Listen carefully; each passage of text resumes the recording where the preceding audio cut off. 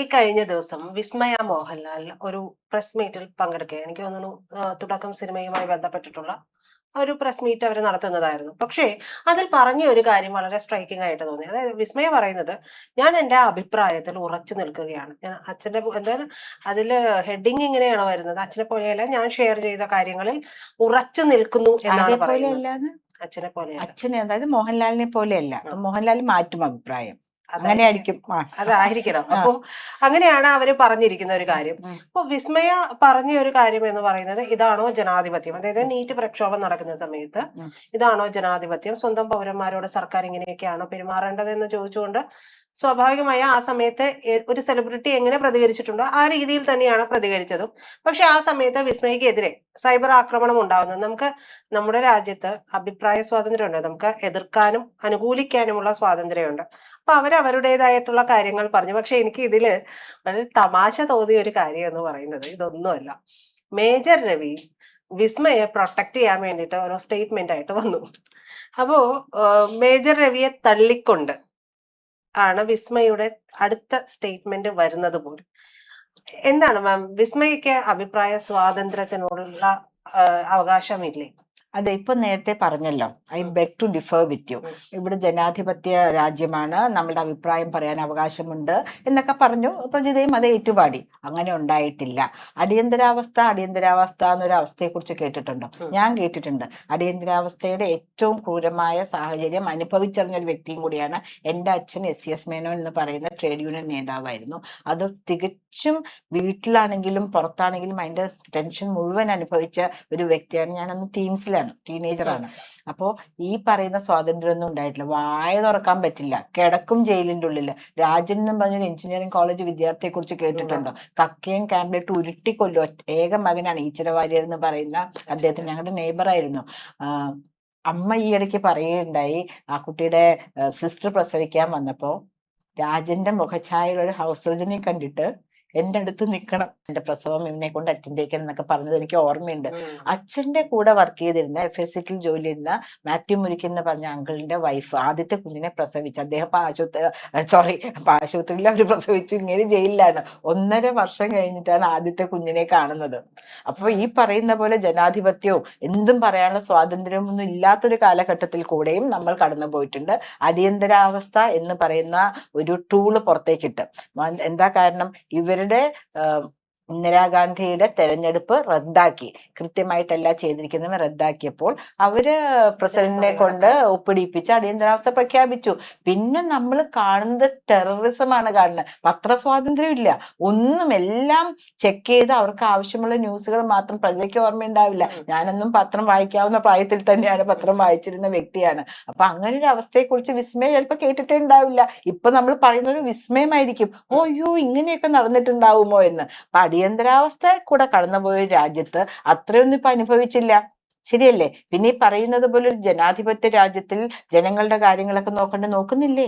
എല്ലാവർക്കും ഗ്യാസ് കിട്ടിയില്ലേ? എല്ലാവർക്കും കുടിവെള്ളം കിട്ടിയില്ലേ? പക്ഷെ ഈ ഭരണകൂടത്തെ ഭീകരത എന്ന് പറഞ്ഞു, നീറ്റിന്റെ കാര്യം പറഞ്ഞു വന്നിട്ട് പിന്നെ ആരൊക്കെയാണ് അതിലേക്ക് വന്ന് കയറിയത്? എന്തൊക്കെയാണ് നമ്മൾ കണ്ടത്? എന്തൊക്കെ ആവശ്യങ്ങളായിട്ട് മാറി? അതുകൊണ്ടല്ലേ ശ്രീ അഭിജിത്ത് തന്നെ ഞങ്ങൾ നിർത്തിപ്പോവുകയാണ്. അവിടെ വന്നു നിന്ന അദ്ദേഹത്തിന്റെ സഹപ്രവർത്തകർ, അതായത് ഡിസ്കഷന് വേണ്ടി പോയ കുട്ടികൾ, നിങ്ങൾ പിരിഞ്ഞു പോകൂ എന്ന് പറഞ്ഞിട്ടും പിരിഞ്ഞു പോകുന്നില്ല. കാരണം അവരുടെ ആവശ്യം നീറ്റ് പരീക്ഷയുടെ കാര്യങ്ങളായിരുന്നില്ല, വേറെ പല ആവശ്യങ്ങൾക്കും വേണ്ടി വന്ന ആൾക്കാരായിരുന്നു. ഇപ്പൊ ഛത്തീസ്ഗഡിൽ തന്നെ ചോദിക്കുന്നുണ്ട്, അവിടെ വന്ന് സമരം ചെയ്യുന്ന CJP-കാരോട് പറയുമ്പോൾ അഭിജിത്ത് ഐ ആം ടയേർഡ്, അതിന്റെ ക്ഷീണം മാറിയിട്ടില്ല. അപ്പൊ ഒരു സമരത്തിന് വേണ്ടി മാത്രമുള്ള ആരോഗ്യമേ ഉള്ളൂ. ഇതാണോ ഇന്ത്യൻ യുവത? ഛത്തീസ്ഗഡിൽ ഇവരെന്തുകൊണ്ട് പോകുന്നില്ല? അപ്പം നമ്മുടെ വിസ്മയുടെ കാര്യം പറയുകയാണെങ്കിൽ, ശ്രീ മേജർ രവി, വിസ്മയ എന്നുള്ള മായ എന്ന് പറഞ്ഞ മോഹൻലാലിന്റെ വീട്ടിൽ ചെറുപ്പം പോലെ കാണുന്നതാണ്. മോഹൻലാലിന്റെ വീട്ടില് സ്ഥിര സന്ദർശനം. അദ്ദേഹത്തിന്റെ സിനിമയിൽ അഭിനയിച്ചിട്ടാണ് ഓണറി മേജർ പദവി വരെ മോഹൻലാലിന് കൊടുത്ത് ഇപ്പൊ കുപ്പായത്തിലൊക്കെ വരുന്നത്. തമ്മിൽ വ്യത്യാസമുണ്ട് കേട്ടോ. അതെ ശ്രീ മേജർ ഉറപ്പായിട്ടും രവി എന്ന് പറയുകയാണെങ്കിൽ അവിടെ കാശ്മീരിലും ബാക്കി എല്ലാ ദുരിതബാധിത പ്രദേശങ്ങളിലും ജവാനായിട്ട് തുടങ്ങി, സോൾജറായിട്ട് തുടങ്ങി, തോക്കേന്തി കാവൽ പോരാളിയായി നിന്ന ഒരു വ്യക്തിയാണ്. അല്ലെങ്കിൽ ഒരു ഷെഡ്യൂൾ 40-45 ദിവസം ഈ യൂണിഫോം ഇട്ട് ആക്ഷൻ എന്ന് പറയുമ്പോൾ തോക്കെടുക്കുകയും, ആക്ഷൻ എന്ന് പറയുമ്പോൾ ഓടുകയും, ആക്ഷൻ എന്ന് പറയുമ്പോൾ ചാടുകയും ചെയ്യുന്ന ഒരു അഭിനേതാവല്ല. യഥാർത്ഥ ജീവിതത്തിൽ അത് മുഴുവൻ ദുരന്തവും ഏറ്റുവാങ്ങി പ്രവർത്തിച്ച ഒരു വ്യക്തിയാണ് മേജറായിട്ട് നമ്മളുടെ മുമ്പിൽ വന്ന് ആ ജീവിതം തുറന്നു കാണിച്ചു തന്നത്. അതെ നമുക്കറിയാത്ത പല കാര്യങ്ങളും അദ്ദേഹം തുറന്നു അതെ കാണിച്ചു തന്നു. അപ്പൊ വിസ്മയ മോളെ, മായക്കുട്ടി, അദ്ദേഹം പറയുന്നുണ്ടെങ്കിൽ അതിൽ എന്തെങ്കിലും പിന്നാമ്പുറ കഥകള് അല്ലെങ്കിൽ പിന്നാമ്പുറ സാഹചര്യങ്ങൾ ഉണ്ടായിട്ടുണ്ടാവും. മോള് തന്നെ പറഞ്ഞല്ലോ, അച്ഛനെ പോലെ അല്ല ഞാൻ പറഞ്ഞ വാക്കിൽ ഉറച്ചു നിൽക്കുന്ന. അച്ഛൻ എന്താ അങ്ങനെ ചെയ്തിട്ടുള്ളത്? ഞങ്ങൾ അറിഞ്ഞിട്ടില്ല. പക്ഷെ സ്വന്തം മോളാണ് ഇപ്പൊ ഈ അലിഗേഷൻ കൊണ്ടുവന്നിരിക്കുന്നത്. അത് പറയാനും അത് ഇതായിട്ട് പറയാനായിട്ടും ഉം. വ്യക്തമാക്കി തരാനും ജനങ്ങളോട് വ്യക്തമാക്കാനും വിസ്മയ ബാധ്യസ്ഥയല്ലേ? അതെ.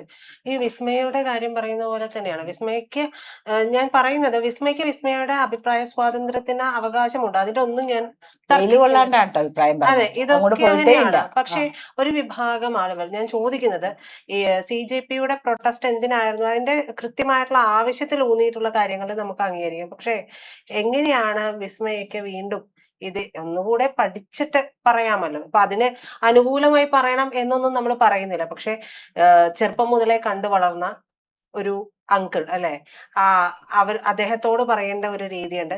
ഞാൻ വീണ്ടും എന്റെ സ്റ്റേറ്റ്മെന്റിൽ ഉറച്ചു നിൽക്കുന്നു എന്നൊക്കെ പറയുന്നുണ്ട്. അപ്പൊ രണ്ട് വിഭാഗത്തിലാണ് അത് പറയുന്നത് കൊണ്ട് വിസ്മയെ നമ്മള് ഈ സൈബർ ഈ വിസ്മയെ വെട്ടുകൾ കുറിച്ച് കിട്ടി. എപ്പോഴാണ് നമ്മൾ കേൾക്കാൻ തുടങ്ങി? ഒരു സിനിമ വരുന്നുള്ള കാര്യം തെളിച്ചു പറയൂ പ്രജിത. തുടക്കം എന്ന് പറഞ്ഞൊരു സിനിമ വരുന്നു, അതിന്റെ ഒരു പ്രൊമോഷനാണ്. അല്ലെങ്കിൽ വിസ്മയെ കുറിച്ച് ആര് കേൾക്കുന്നു?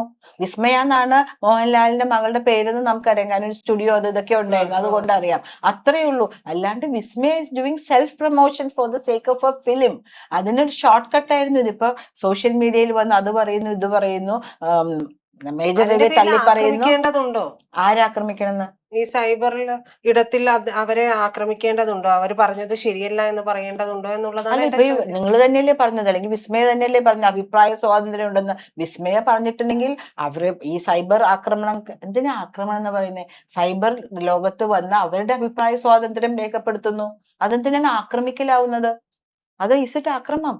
അവര് വിസ്മയ അവരുടെ വാക്കുകൾ പറഞ്ഞതുപോലെ സൈബർ ലോകത്തിൽ വന്ന് മറ്റുള്ളവർക്ക് അവരുടെ വാക്കുകൾ പറയാൻ പാടില്ലേ പ്രജിത?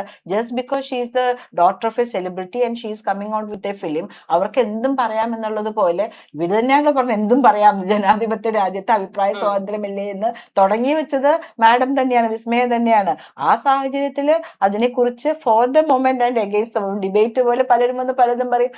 അതും ഏറ്റെടുക്കാനും അതും അതിൻ്റെതായ സ്പിരിറ്റിൽ ഉൾക്കൊള്ളാനും വിസ്മയ സന്നദ്ധയായിരിക്കണം. എങ്കിൽ മാത്രമേ അഭിപ്രായ സ്വാതന്ത്ര്യം എന്ന് പറഞ്ഞ് പൊതു ഇടങ്ങളിൽ സംസാരിക്കാൻ പാടുള്ളൂ. അതിന് നെഗറ്റീവ് റിമാർക്ക് ഉണ്ടാകും.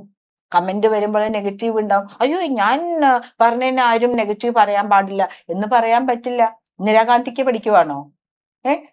സ്വന്തമായിട്ട് പറയുന്ന കാര്യങ്ങളെല്ലാം ശരിയാണ്, വേറെ ആരും എനിക്കെതിരെ ഒന്നും പറയാൻ പാടില്ല എന്ന് പറഞ്ഞെങ്കിൽ വിസ്മയ ഇന്ദിരാഗാന്ധിക്ക് വിസ്മയ പഠിക്കുവാണെന്ന് അങ്ങനെ തന്നെ പറയേണ്ടി പറഞ്ഞു വരും. എന്നുള്ളതല്ല ഞാൻ പറയുന്നത്. വിസ്മയക്കെതിരെ വിസ്മയ ഇപ്പൊ ഒരു മാം പറഞ്ഞത് ഒരു സിനിമയുടെ പ്രൊമോഷന്റെ ഭാഗമായിട്ടായിരിക്കും ഒരുപക്ഷെ ഈ ഒരു അഭിപ്രായം പോലും പറഞ്ഞത്. കാരണം ഈ 10-35 വർഷമായിട്ട് വിസ്മയ, ഇനിയിപ്പോ പോട്ടെ 10-25 വർഷമായിട്ട് വിസ്മയുടെ ഭാഗത്ത് നിന്ന് ഇത്തരത്തിലുള്ള ഒരു സ്റ്റേറ്റ്മെന്റോ കാര്യങ്ങളോ ഒന്നും നമ്മൾ പൊതുസമൂഹത്തിലേക്കായിട്ട് കണ്ടിട്ടില്ല. പിന്നെയും നമ്മൾ കണ്ടിട്ടുള്ളത് പ്രണവിനെയാണ്. അതെ തന്നെ, എക്സാക്ട്ലി. പ്രണവിനെയാണ് ഇടക്കം കുറച്ച് തെളിക്കുന്നത്. നാള് മുമ്പ് തന്നെ ആക്ടർ ആയല്ലോ. അതെ, നമ്മൾ കണ്ടിട്ടുള്ളതും ശ്രദ്ധാകേന്ദ്രമായിട്ടുള്ളതും പ്രണവാണ്. അത് അദ്ദേഹത്തിന്റെ ജീവിത രീതിയുമായി ബന്ധപ്പെട്ടൊക്കെ നമ്മൾ കണ്ടിട്ടുള്ളതാണ്. അതല്ലാതെ വിസ്മയ എന്ന് പറയുന്ന വ്യക്തിയെ നമ്മൾ കണ്ടിട്ടില്ല.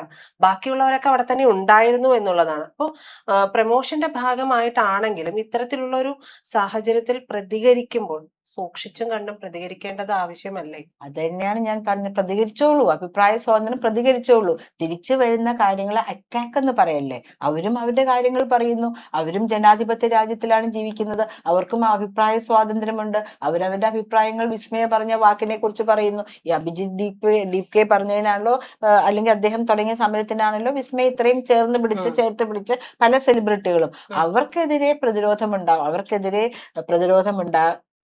അതെ, അവരെ പ്രതിരോധിക്കും. അവർക്കെതിരെ പ്രതിരോധമല്ലല്ലോ, അവർക്കെതിരെ അറ്റാക്ക് ഉണ്ടാകും. അതെ അതെ, അവർ ഒരു മിനിറ്റ് അവർക്കെതിരെ അറ്റാക്ക് ഉണ്ടാകുമ്പോൾ എന്തിനൊരു അസ്വസ്ഥരാകുന്നു? അതുപോലെ തന്നെ ആക്സെപ്റ്റ് ചെയ്യുന്നു, അത്രയല്ലേ ഉള്ളൂ. അഭിജിത്തിന് തോന്നാത്ത പ്രശ്നം വിസ്മയ്ക്ക് തോന്നേണ്ട കാര്യമില്ല. അഭിജിത്ത് നിർത്തി, ഇനി വേറൊരു സംസ്ഥാനത്തിലേക്കും പോകാൻ അദ്ദേഹം തയ്യാറല്ല. അദ്ദേഹം പ്ലെയിൻ കയറി വന്നത് ഡൽഹിയില് ജന്തർ മന്ദിറിന് ചുറ്റുമെന്ന് ഒരു ഉത്സാഹ മേളം ഉണ്ടാക്കാൻ വേണ്ടിയായിരുന്നു. അതിന് വഴങ്ങിക്കൊടുത്തു. അവര് പറഞ്ഞ എല്ലാ കാര്യങ്ങളും സെൻട്രൽ ഗവൺമെന്റ് വഴങ്ങിക്കൊടുത്തു. അവര് നിർത്തിപ്പോയി. ഇനിയിപ്പോ ഇത് ലൈവാക്കി നിർത്തുന്നത് എന്തിനാണ്? ഈ തുടക്കം തുടരും. സിനിമ കഴിയുന്നത് വരെ നമുക്ക് ഇതൊക്കെ പ്രതീക്ഷിക്കാം. അത് കഴിഞ്ഞ് വിസ്മയമായിട്ട് തന്നെ തന്റെ സുഖവാസ കേന്ദ്രങ്ങളിലേക്ക്, അതായത് വീടുകളിലേക്ക്, എവിടെയായിരുന്നു അവർ ഇത്രയും നാളെന്ന് വെച്ചാൽ അവിടേക്ക് മടങ്ങി പോകുന്നത് തന്നെയാണ് എല്ലാവരും വിശ്വസിക്കുന്നത്. ആവശ്യത്തിന് ശബ്ദം ഉണ്ടാക്കിയല്ലോ, അത്ര അവർ ഉദ്ദേശിച്ചുള്ളൂ. വിസ്മയുടെ ഒരു സിനിമ വരുന്നുണ്ടെന്ന് ഞാൻ ഉൾപ്പെടെയുള്ള എല്ലാവർക്കും മനസ്സിലായി. കാരണം ഞാനത് അങ്ങനെ ഫോളോ ചെയ്യുന്നില്ല ഇപ്പൊ, അതുകൊണ്ട് എനിക്ക് പോലും അറിയില്ലായിരുന്നു. അത് ഞങ്ങൾ കുറെ പേര് മനസ്സിലാക്കി, വിസ്മയുടെ ഒരു സിനിമ വരുന്നുണ്ട്, തുടരുമെന്നാണ്. ഇത് നമ്മളൊന്ന് പോയി കാണണം എങ്ങനെയുണ്ടെന്നൊക്കെ. അപ്പൊ വിസ്മയുടെ ഉദ്ദേശം പൂർത്തീകരിച്ചു. ഇനി ഒരു കോൺട്രവേഴ്സിയിലേക്ക് പോകേണ്ട ആവശ്യമുണ്ടെങ്കിൽ പറഞ്ഞോട്ടെ, ദാറ്റ്സ് ഓൾ. ആവശ്യമുള്ളത് പറഞ്ഞോട്ടെ. പക്ഷെ അതിന് അത്രയൊക്കെ വിലയുള്ളൂ എന്ന് ഇപ്പൊ വിസ്മയ്ക്ക് തന്നെ മനസ്സിലായിട്ടുണ്ടാകും. അപ്പൊ അവരുടെ അഭിപ്രായ സ്വാതന്ത്ര്യം പ്രകടിപ്പിക്കട്ടെ, പറയാനുള്ളവരൊക്കെ എല്ലാരും പറഞ്ഞോട്ടെ, നമുക്കും അതൊരു ആഘോഷമാക്കാം, അല്ലേ? അതുകൊണ്ടല്ലേ ഇപ്പൊ ഈ ചർച്ച തന്നെ വന്നത്.